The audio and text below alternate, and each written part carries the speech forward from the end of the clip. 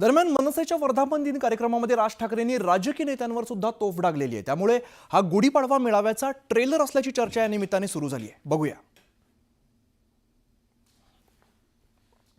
आजच्या या सगळ्या परिस्थितीवरती जी महाराष्ट्राचा जो चिखल झालेला आहे आणि तो निव्वळ फक्त राजकारणासाठी आणि राजकीय फक्त मतन मिळण्यासाठी म्हणून तुमची आपापसात डोकी फोडून घेतायत, आग लावतायत आणि हे आमच्या लोकांना समजत नाहीये। फेरीवाले तरी असतात, आपले कष्ट काम करत असतात, कष्टाने काम करत असतात, कष्ट घेत असतात, पण हे आत्ताचे जे राजकीय फेरीवाले आलेत ना, असे फेरीवाले माझ्या पक्षात नाही, आपल्या पक्षात नाही आहेत। आज या फुटपाथवर तिकडनं कोणी डोळा मारला की त्या फुटपाथवर हे असले राजकीय फेरीवाले आपल्याला नाही उभे करायचे आहेत। आपल्याला जे बांधायचंय, आपण खणखणीत दुकान बांधू, फेरीवाले नाही होणार।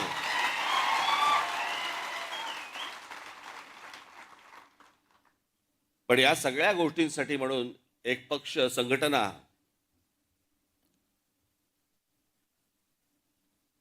जी सगळ्या ठिकाणी आपली आहेच, पण ती मजबूत करणं जास्ती गरजेचं आहे।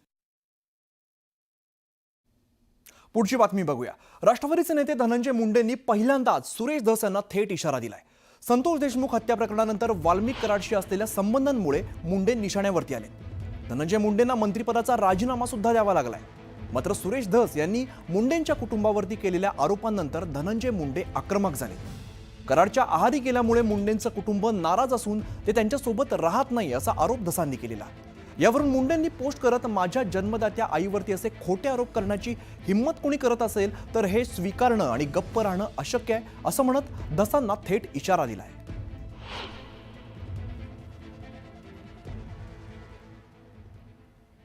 तर नेमकं मुंडेंनी काय म्हटलं आपण बघूया। परळी वैजनाथ शहरातील पंढरी या माझ्या निवासस्थानाचं नूतनीकरण सुरू आहे।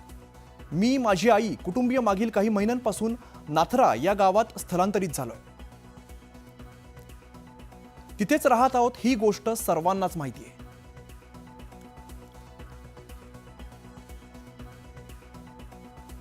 ज्यांनी आरोप केले त्यांनीच याआधी एका मुलाखतीत मी शेतातील घरात राहतो असं सांगितलंय।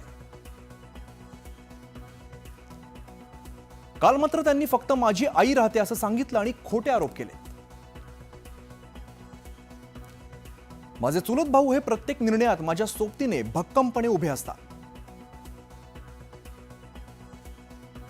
हेही सर्वांना माहिती आहे, मात्र त्याबाबत ही चुकीचे आरोप केले गेलेत। धनंजय मुंडेंचं ट्विट आपण पाहतोय। तर राजकीय सामाजिक जीवनात माझ्यावरती खोटे आरोप झालेत।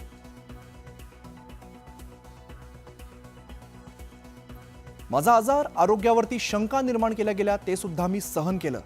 धनंजय मुंडे यांनी ट्विटमध्ये नेमकं काय म्हटलंय ते आपण सध्या बघतोय।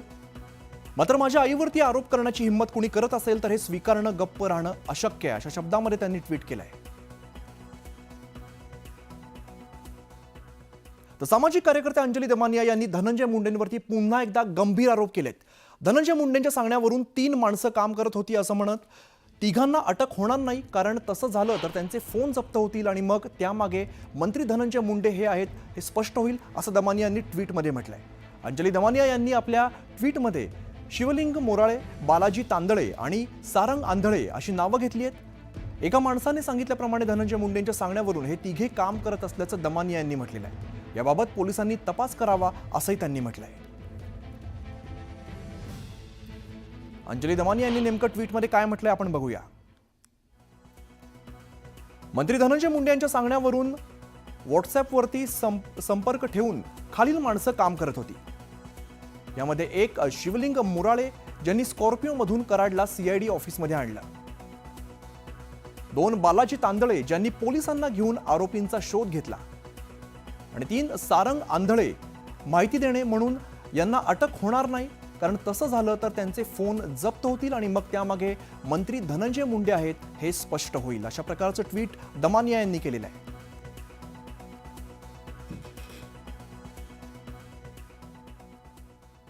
तर संतोष देशमुख हत्येप्रकरणी धनंजय मुंडे हेच मुख्य आरोपी असल्याचा आरोप मनोज जरांगेंनी केलाय। खंडणी आणि हत्येचा कट परळीतील धनंजय मुंडेंच्या कार्यालयातच ठरला. दुसरी बैठक मुंबई बंगल्यावरती झाली असा आरोप त्यांनी केलेला आहे.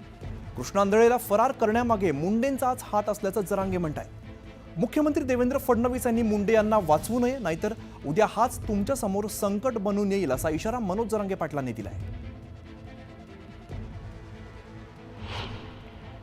याचा मुख्य मास्टर माइंड हा धनंजय मुंडे, मुख्य खंडणी मागायला लावणारा पण, खून घडवून आणणारा पण. त्यामुळे धनंजय मुंडेच्या कार्यालयात हा कट शिजला गेला. धनंजय मुंडे 302 मध्ये आला पाहिजे. फडणवीस साहेबांनी त्यांच्या सरकारला डाग लावून घेऊ नये. एक गुंड, जो कुख्यात क्रूर असा गुंड आहे धनंजय मुंडे, याला पाठीशी सरकारनं घालू नये. कसलीही दयामाया फडणवीस साहेबांनी करू नये. नसता सरकारला 100% डाग लागणार याच्यात की त्यांनी एक गुंड वाचवला. तो आरोपी फरार त्यांनीच केलेला आहे. त्याजवळ सगळ्यात जास्त पुरावे आहेत. धनंजय मुंडेने त्याला फरार केलं आहे. मोबाईलसुद्धा ते फेकून देणाऱ्या आरोपीचा धनंजय मुंडेकडेच आहे. आणि धनंजय मुंडेचे जवळपास घटनेच्या अगोदर 4 महिने ते आत्तापर्यंत सगळे CDR काढले पाहिजेत आणि CCTV फुटेज सगळे जप्त केले पाहिजेत गृह मंत्रालयाने.